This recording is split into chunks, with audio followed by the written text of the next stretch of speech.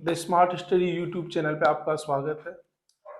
आज से हम एक नई सीरीज अभ्यर्थियों के लिए शुरू करने जा रहे हैं, जिसमें संवैधानिक जो संस्थाएं हैं उनके बारे में, आरपीएससी हो चाहे अधीनस्थ सेवा चयन बोर्ड हो, बहुत सारे प्रश्न हर बार हर परीक्षा में हमको देखने को मिलते हैं। तो उसी श्रृंखला में आप हम सबसे पहले जो राज्य लोक सेवा आयोग है उसके बारे में हम डिस्कस करेंगे। एक संवैधानिक संस्था है, संविधान में इसका प्रावधान है, और आरपीएससी और जो अन्य भर्ती परीक्षाएं, अन्य जो परीक्षा एजेंसी भर्ती करती है उसमें इस संबंध में जरूर प्रश्न पूछे जाते हैं। सबसे महत्वपूर्ण टॉपिक है, वो छोटा टॉपिक है लेकिन ये बहुत महत्वपूर्ण है, और संभावना ये होती है कि हर परीक्षा में एक आध प्रश्न इसमें से पूछ लिया जाता है। हमने कोशिश ये की है कि जो कंटेंट है उसके साथ ही कुछ एमसीक्यू भी हमने तैयार किए हैं, ताकि आपको एक आइडिया हो सके कि किस तरह के प्रश्न आरपीएससी या भर्ती परीक्षा एजेंसियां करती है। सबसे पहले हम देखते हैं कि राज्य लोक सेवा आयोग, प्रत्येक राज्य में एक राज्य लोक सेवा आयोग होता है और केंद्र में एक संघ लोक सेवा आयोग अस्तित्व में एक संवैधानिक संस्था है, जो भारत के संविधान के अनुच्छेद 315 में इसका प्रावधान है।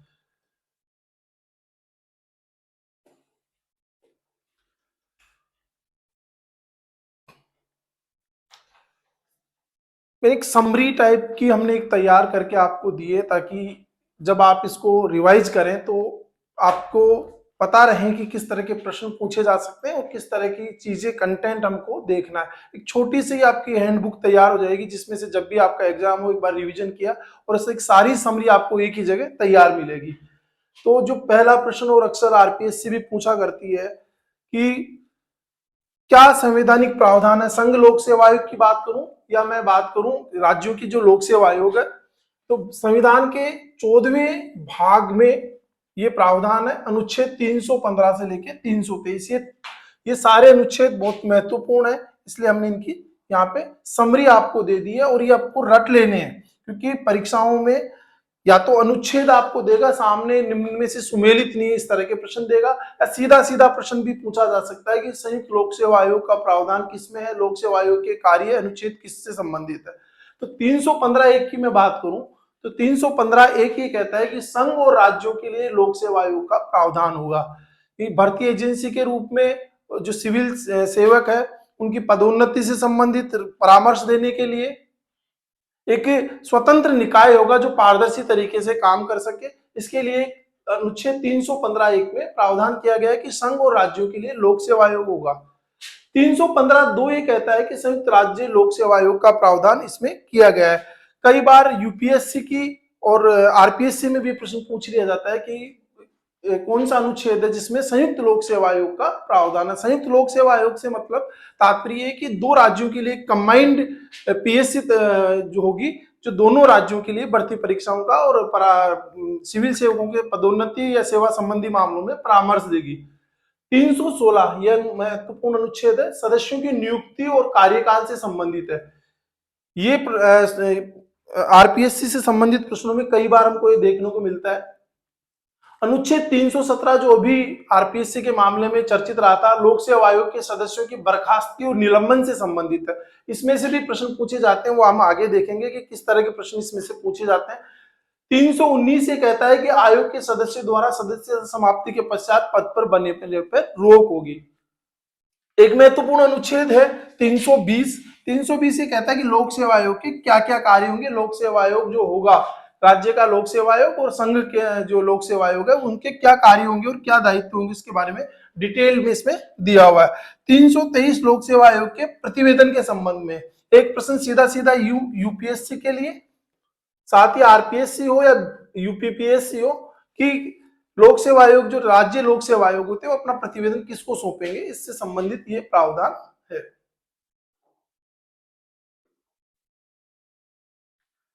गठन की क्या प्रक्रिया है, इसके बारे में हम थोड़ा सा एक समरी के रूप में देख लें। मैंने कोशिश ये की कि संघ लोक सेवा, राज्य लोक सेवा आयोग से संबंधित जितनी भी जानकारी जो एमसीक्यू के रूप में पूछी जा सकती है किसी भी भर्ती परीक्षा में, वो हमने समरी के रूप में यहाँ पे ले लिए।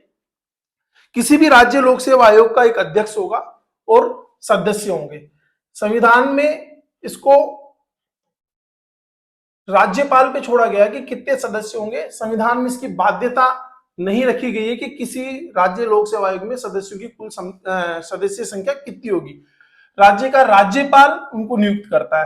पहला प्रश्न तो ये हो गया कि राज्य लोक सेवा आयोग के जो भी सदस्य, अध्यक्ष और सदस्य होंगे उनकी नियुक्ति राज्यपाल करता है, राष्ट्रपति नहीं। पहला चीज फर्स्ट जो हमारा आगे जब एमसीक्यू देखेंगे तो ये चीज हमें को ध्यान रखनी है। संविधान में आयोग के सदस्यों की संख्या का उल्लेख, जैसे मैंने आपको बताया, सदस्यों की संख्या का उल्लेख इसमें नहीं किया गया, नहीं उनकी कोई वांछित योग्यता कि किस तरह की योग्यता होगी, इसके बारे में भी संविधान में कोई उल्लेख नहीं किया गया। केवल और केवल एक शर्त है जिसके बारे में प्रश्न पूछे जाते हैं, आवश्यकता यह है, ये उल्लेख है कि कम से कम आधे सदस्य जो आरपीएससी या जो राज्य लोक सेवा आयोग होंगे उनके आधे सदस्य ऐसे होने चाहिए जिनको केंद्र या राज्य के अधीन कम से कम 10 वर्ष तक कार्य करने का अनुभव हो। यानी जो सदस्य होंगे, जैसे मैं बात करूं आरपीएससी के अगर 7 सदस्य हैं तो उनमें से 3 सदस्य, बीआरपीएससी में अगर 8 सदस्य हैं तो उनमें से 4 सदस्य ऐसे होंगे कि जो कम से कम केंद्र या राज्य, या तो केंद्र सरकार या राज्य सरकार के अधीन 10 वर्ष कार्य करने का अनुभव होना चाहिए। दूसरा, संविधान में राज्यपाल को अध्यक्ष व सदस्यों की सेवा शर्तों का निर्धारण का अधिकार दिया गया है। वास्तव में ये कार्य राज्यपाल करता है, विधानमंडल और राज्य सरकार जो होती है उसकी अनुशंसा पर ये कार्य करता है। नियुक्ति भी राज्यपाल राज्य सरकार की अनुशंसा पर ही करता है। अगला महत्वपूर्ण जो प्रश्न है जो पूछा जाता है और कि आयोग का जो अध्यक्ष होगा, मैं बात कर रहा हूं राज्य लोक सेवा आयोग के अध्यक्ष और सदस्य, इनका कार्यकाल कितना होगा, ये संविधान में ही इसका उल्लेख कर दिया गया है कि 6 वर्ष की अवधि या 62 वर्ष की आयु जो भी पहले हो। अगर किसी सदस्य की 6 वर्ष से पहले अगर उसकी आयु 62 वर्ष हो जाती है तो वो उसकी जो नियुक्ति है वो प्रभावी नहीं होगी, उसका कार्यकाल समाप्त हो जाएगा। लेकिन यूपीएससी के मामले में, जो संघ लोक सेवा आयोग के उसके मामले में यह आयु 65 वर्ष रखी गई है। यानी ये कह सकता हूं मैं कि संघ लोक सेवा आयोग का अध्यक्ष या सदस्य 6 वर्ष की अवधि या 65 वर्ष की आयु जो भी पहले हो तब तक पद पर बने रहेंगे। निष्कासन की क्या प्रक्रिया होगी? अगर नियुक्ति की तो हमने बात कर ली कि हम राज्यपाल नियुक्त करेगा, ये एक महत्वपूर्ण प्रश्न है जिसपे कई बार चर्चा होती है और आरपीएससी और जो अन्य लोक सेवा आयोग है उनमें भी ये प्रश्न पूछे जाते हैं कि राज्य लोक सेवा आयोग की पहला प्रश्न तो यही हो गया कि नियुक्ति कौन करती है। जैसे हमने डिस्कस किया कि राज्य लोक सेवा आयोग के जो सदस्य होंगे उनकी नियुक्ति राज्यपाल करता है, ठीक है। लेकिन ये ध्यान रखने की बात है कि उनको पद से हटाने की शक्ति राष्ट्रपति को है, राज्यपाल को उसको पद से हटाने की शक्ति प्राप्त नहीं है। ये एक महत्वपूर्ण बिंदु हो गया। राष्ट्रपति किस आधार पे किसी सदस्य अध्यक्ष को, जो राज्य लोक सेवा आयोग है उनके अध्यक्ष या सदस्यों को किस आधार पे हटा सकता है, तो संविधान में इन आधारों का वर्णन दिया हुआ है। अनुच्छेद 317 में निष्कासन, बर्खास्तगी, निलंबन का प्रावधान है। उसमें अनुच्छेद 317 जो है उसमें स्पष्ट रूप से 3 आधार दिए। अगर 3 आधार पे राष्ट्रपति तुरंत प्रभाव से किसी भी राज्य लोक सेवा आयोग के अध्यक्ष या सदस्य को बर्खास्त कर सकता है, हटा सकता है। पहला आधार तो यह है कि अगर वो दिवालिया घोषित कर दिया जाए, कोई भी किसी भी भारत के किसी भी राज्य लोक सेवा आयोग का कोई अध्यक्ष या सदस्य अगर दिवालिया घोषित हो जाता है तो राष्ट्रपति से तुरंत प्रभाव से उसको बर्खास्त कर सकता है। या ऐसी स्थिति हो कि वो अपनी जो पद पे रहते हुए किसी अपने जो पदीय कर्तव्य है उसके बाहर जाके कोई वेतनिक, संवेतनिक नियोजन या किसी सेवा में चले जाता है, उसको ज्वाइन कर लेता है, तो राष्ट्रपति उसको तुरंत प्रभाव से उसको बर्खास्त कर सकता है, उसका सदस्यता समाप्त कर सकता है। इसके अलावा तीसरी शर्त ये दी हुई है कि अगर राष्ट्रपति को ये विदित हो जाए या ये समझता हो कि जो सदस्य या अध्यक्ष है वो मानसिक और शारीरिक रूप से अक्षमता है, उसमें वो पद पे बने रहने योग्य नहीं है, उसमें क्षमता नहीं है, तो भी राष्ट्रपति उसको बर्खास्त कर सकता है, उसकी सेवाएं समाप्त कर सकता है। इन 3 शर्तों के अलावा 3 आधार पे तो तुरंत प्रभाव से वो निष्कासित कर देगा, बर्खास्त कर देगा, उसकी सदस्यता समाप्त कर देगा। लेकिन इसके अलावा कदाचार का अगर वो दोषी पाया जाता है या कदाचार के कारण भी सदस्यता समाप्त की जा सकती है किसी भी अध्यक्ष या सदस्य की। लेकिन इसके लिए संविधान में ही एक शर्त ये तय कर दी गई है कि राष्ट्रपति अगर ऐसा कोई प्रकरण आता है जिसमें कदाचार के संबंधित में किसी अध्यक्ष या सदस्य, तो ऐसे प्रकरण को ये अनिवार्य होगा कि राष्ट्रपति परामर्श के लिए सुप्रीम कोर्ट को भेजेगा, उसको संदर्भित करेगा, और ये भी राष्ट्रपति के लिए बाध्यकारी होगा कि उच्चतम न्यायालय की जांच के बाद जो सलाह होगी वो राष्ट्रपति के लिए बाध्यकारी होगी। यानी यानी कहना चाहते हैं कि अगर किसी अध्यक्ष, किसी भी राज्य लोक सेवा आयोग के अध्यक्ष या सदस्य का कोई प्रकरण आता है, राष्ट्रपति उसको सुप्रीम कोर्ट को संदर्भित करता है, और अगर सुप्रीम कोर्ट उसमें अपनी कंसेंट जांच के बाद ये राय मानता है कि हाँ ये दोषी है, तो उसके लिए राष्ट्रपति के लिए बाध्यकारी होगा कि उसकी सदस्यता समाप्त की जाए। एक प्रश्न पहले आरपीएससी ने पूछा था कि संघ राज्य लोक सेवा आयोग के सदस्यों को निलंबन करने का अधिकार किसको है, तो निलंबन कर सकता है राज्यपाल।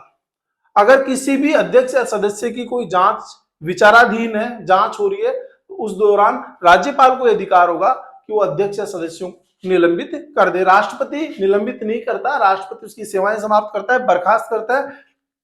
निलंबन का अधिकार राज्यपाल को भी दिया हुआ है।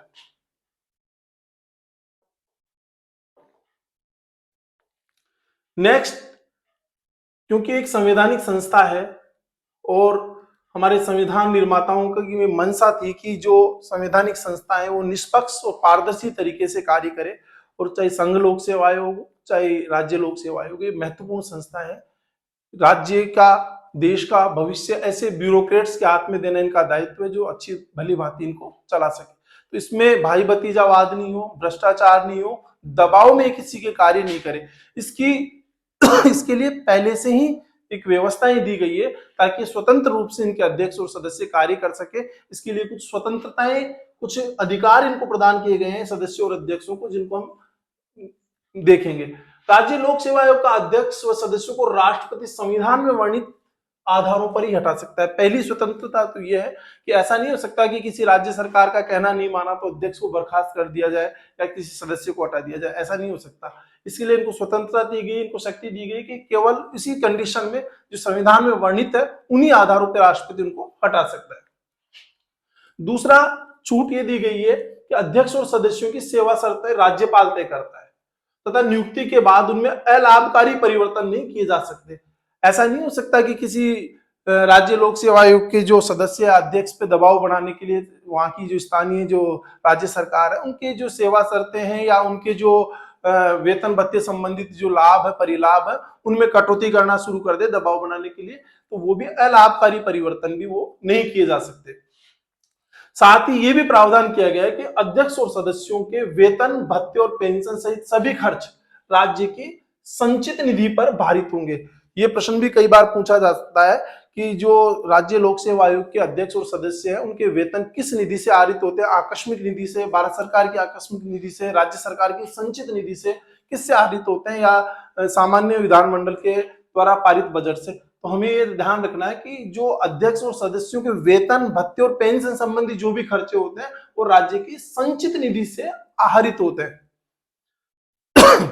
इसके अलावा क्या इनके स्वतंत्र रूप से कार्य कर सके, इसके लिए क्या प्रावधान किया गया है कि राज्य लोक सेवा आयोग का अध्यक्ष कार्यकाल समाप्ति के उपरांत संघ लोक सेवा आयोग में अध्यक्ष या सदस्य तथा किसी अन्य राज्य लोक सेवा आयोग के अध्यक्ष बनने का पात्र होगा। ये ध्यान रखने की बात है कि जो राज्य सरकार के अधीन ही नियोजित नहीं हो सकते। अगर आरपीएस किसी भी लोक सेवा आयोग का अध्यक्ष है वो यूपीएससी संघ लोक सेवा आयोग में सदस्य बन सकता है, अध्यक्ष बन सकता है, लेकिन केंद्र या राज्य सरकार के अधीन वो किसी भी तरह के नियोजन के लिए पात्र नहीं होगा। ये ताकि वो राज्य सरकार के अधीन दबाव में वो कार्य नहीं करे।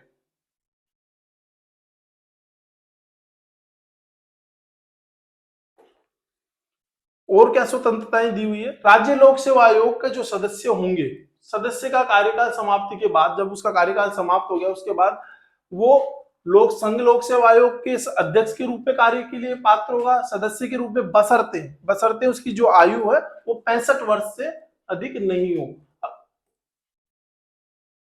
उसी लोक सेवा आयोग में वो अध्यक्ष बन सकता है। अगर कोई किसी राज्य लोक सेवा आयोग में सदस्य है और उसके बाद में अगर वो अध्यक्ष उसको बनाया जाता है, उसको अध्यक्ष सदस्य को अध्यक्ष उसी लोक सेवा आयोग में भी बनाया जा सकता है या अन्य किसी लोक सेवा आयोग में भी वो अध्यक्ष बन सकता है, बशर्ते उसकी आयु 62 वर्ष से अधिक नहीं हो। इसके अतिरिक्त तो भारत सरकार या किसी भी राज्य सरकार के अधीन किसी भी नियोजन का पात्र नहीं होगा, वो किसी भी तरह की सेवा वहां पे नहीं कर सकता। एक जो प्रश्न अक्सर पूछा जाता है कि राज्य लोक सेवा आयोग के जो अध्यक्ष और सदस्य पुनः नियुक्ति के पात्र नहीं होंगे, ताकि किसी लालच में ये कार्य नहीं करे अध्यक्ष और सदस्य कि अगर वो अच्छा कार्य करते हैं, सरकार के दबाव में कार्य करते हैं, सरकार के मनमाफिक कार्य करते हैं, तो उनको वापस अध्यक्ष बना दिया जाएगा, एक टेन्योर और बढ़ा दिया जाएगा, या किसी सदस्य को ये लालच दे दिया जाएगा कि उनका एक टेन्योर और बढ़ा दिया जाएगा, तो ये पुनर्नियुक्ति के पात्र ही नहीं होगा। अगर कोई अध्यक्ष किसी भी राज्य लोक सेवा आयोग का अध्यक्ष है तो वो वापस उस राज्य लोक सेवा आयोग का अध्यक्ष नहीं बन सकता, नहीं कोई सदस्य वापस सदस्य बन सकता है। साथ ही राज्य लोक सेवा आयोग अपना वार्षिक प्रतिवेदन और राज्यपाल को सौंपेगा। ये प्रश्न भी कई बार पूछा जाता है कि जो राज्य लोक सेवा आयोग अपना प्रतिवेदन किसको सौंपते हैं, राष्ट्रपति को, मुख्यमंत्री को, मुख्य सचिव को, तो ये अपने राज्यपाल को, जो संबंधित राज्य होता है उसके राज्यपाल को सौंपते हैं और राज्यपाल का दायित्व उसको विधानमंडल में वो उसको रखवाता है। तो ये जो महत्वपूर्ण तथ्य थे, ताकि ये स्वतंत्र रूप से राज्य लोक सेवा आयोग के जो अध्यक्ष और सदस्य वो कार्य कर सके, इसके लिए ये प्रावधान किए गए। अक्सर एक प्रश्न संयुक्त राज्य लोक सेवा आयोग के बारे में भी पूछा जाता है, ये भी हमने इसमें कवर किया है कि अनुच्छेद 315 ये कहता है कि 2 या 2 से अधिक राज्यों के लिए एक कंबाइंड लोक सेवा आयोग हो सकता है। इसके लिए प्रावधान ये है कि राज्य, जो संबंधित राज्यों का विधानमंडल आग्रह करेगा और उस आग्रह के आधार पर संसद द्वारा इसका गठन किया जाएगा। एक बार ये प्रश्न पूछा गया था कि संयुक्त राज्य लोक सेवा आयोग वैधानिक निकाय है या संवैधानिक संस्था, तो ये एक वैधानिक निकाय है, क्योंकि संविधान में प्रावधान है, लेकिन विधानमंडल के आग्रह के आधार पर संसद द्वारा इसका गठन किया जाता है, तो ये एक वैधानिक निकाय है, संवैधानिक संस्था नहीं है। पहली बार 1966 में जब पंजाब से अलग हुआ हरियाणा, तब दोनों राज्यों के लिए एक अल्पकाल के लिए एक संयुक्त लोक सेवा आयोग का गठन किया गया था। अब जो प्रश्न है जो पूछे जाते हैं वो ये है कि अध्यक्ष और सदस्यों की नियुक्ति किसके द्वारा की जाती है। ऑफ कोर्स क्योंकि कंबाइंड है तो 2 राज्यों के लिए तो राज्यपाल तो कर नहीं सकता, तो इनकी नियुक्ति राष्ट्रपति द्वारा की जा सकती है। अब आती है बात कार्यकाल क्या रहेगा। कार्यकाल इनका वही होता है जो राज्य लोक सेवा आयोग के अध्यक्ष और सदस्य का होता है, 6 वर्ष या 65 वर्ष। तो ये नहीं मान लेना क्योंकि नियुक्ति राष्ट्रपति कर रहा है तो इनकी आयु 65 वर्ष होगी, नहीं, वही पात्रता, वही कार्यकाल है जो अन्य राज्य लोक सेवा आयोग का है। अभी अपना वार्षिक प्रतिवेदन किसको देंगे, तो संयुक्त राज्य लोक सेवा आयोग वार्षिक प्रतिवेदन संबंधित राज्य को राज्यपाल को देंगे। अपने अपने जो उनकी जो भर्ती परीक्षाएं जिस राज्य के लिए उन्होंने कराई है और जो जिस राज्य के लिए परामर्श संबंधी कार्य किया उससे संबंधित जो प्रतिवेदन है संबंधित राज्यपाल को वो पेश करेंगे, उसके बाद उस राज्य की विधानमंडल में प्रस्तुत किया जाएगा।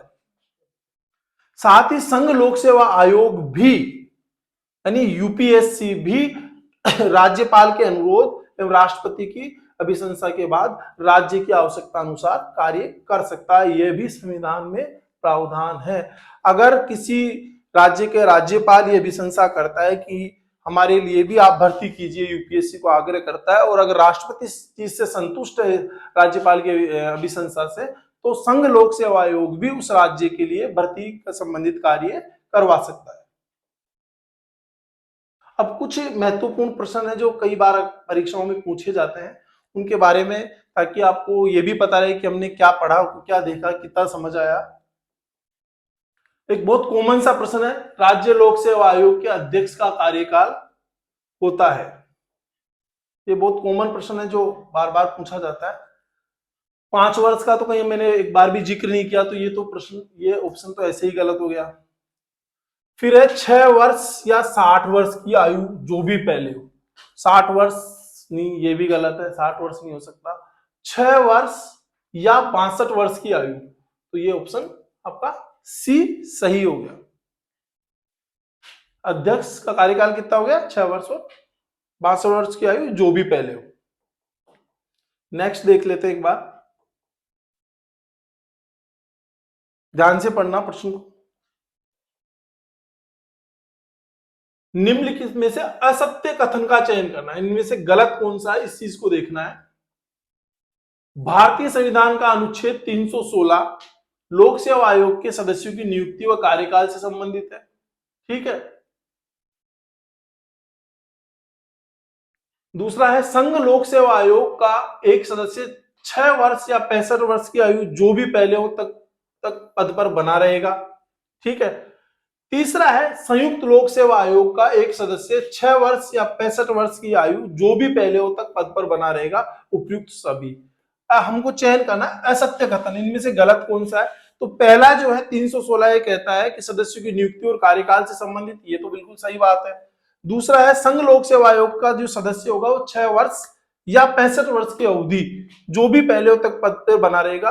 तो मैंने आपको बताया था कि यूपीएससी के मामले में संघ लोक सेवा आयोग के मामले में आयु 65 वर्ष है, तो ये ऑप्शन भी सही है। फिर गलत क्या है? संयुक्त लोक सेवा आयोग का एक सदस्य 6 वर्ष या 65 वर्ष, देखिए ये 65 वर्ष नहीं, ये 62 वर्ष की आयु की तक पद पर बना रहेगा। तो इसका मतलब हमारा जो आंसर होगा वो क्या होगा? सी होगा।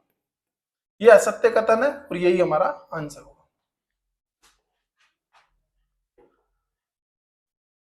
नेक्स्ट है राज्य लोक सेवा आयोग के सदस्यों को हटाया जा सकता है। जो राज्य लोक सेवा आयोग के सदस्य हैं उसको हटाया जा सकता है। मैंने 3 आधार आपको बताए थे, 3 आधार पे सीधे राष्ट्रपति उनको बर्खास्त कर सकता है, सेवा समाप्त कर सकता है। इसके अलावा प्रश्न देखते हैं हम,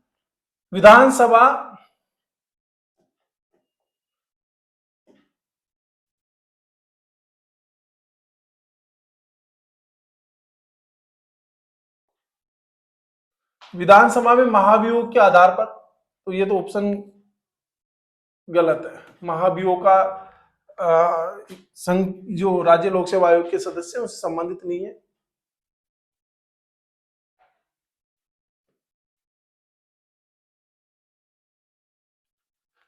अगला ऑप्शन है उच्चतम न्यायालय की जांच उपरांत राज्यपाल द्वारा, तो ये भी गलत है क्योंकि उच्चतम न्यायालय की जांच उपरांत, ये भी गलत है। राज्यपाल का इसमें बर्खास्तगी या सदस्य समाप्ति में कोई रोल नहीं है। उच्चतम न्यायालय की जांच उपरांत राष्ट्रपति द्वारा उसे हटाया जा सकता है, तो यह ऑप्शन सही है। उच्च न्यायालय की जांच उपरांत राज्यपाल, न तो हाईकोर्ट का कोई रोल है हटाने में और न ही राज्यपाल का। तो जो अगर कोई कदाचार से संबंधित प्रकरण है और राष्ट्रपति उसको राज्य सुप्रीम कोर्ट को संदर्भित करता है और सुप्रीम कोर्ट की राय के बाद राष्ट्रपति उसको उसकी सदस्यता समाप्त कर सकता है, उसको पद से हटा सकता है। नेक्स्ट क्वेश्चन है संविधान के अनुच्छेद 323 के तहत, संविधान का कौन सा अनुच्छेद? 323 क्या कहता है कि राज्य लोक सेवा आयोग का कर्तव्य होगा कि वह आयोग द्वारा किए गए कार्यों को एक रिपोर्ट प्रस्तुत करेगा। यह रिपोर्ट वह किसको प्रस्तुत करता है? क्योंकि ये संवैधानिक बाध्यता है, तो किसको प्रस्तुत करता है? विधानसभा को करता है? जी नहीं। राष्ट्रपति को करता है? जी नहीं। मंत्रिमंडल को करता है? जी नहीं। तो सही आंसर हो गया राज्यपाल। जो राज्य लोक सेवा आयोग अपनी वार्षिक प्रतिवेदन किसको प्रस्तुत करेंगे? राज्यपाल। अंतिम प्रश्न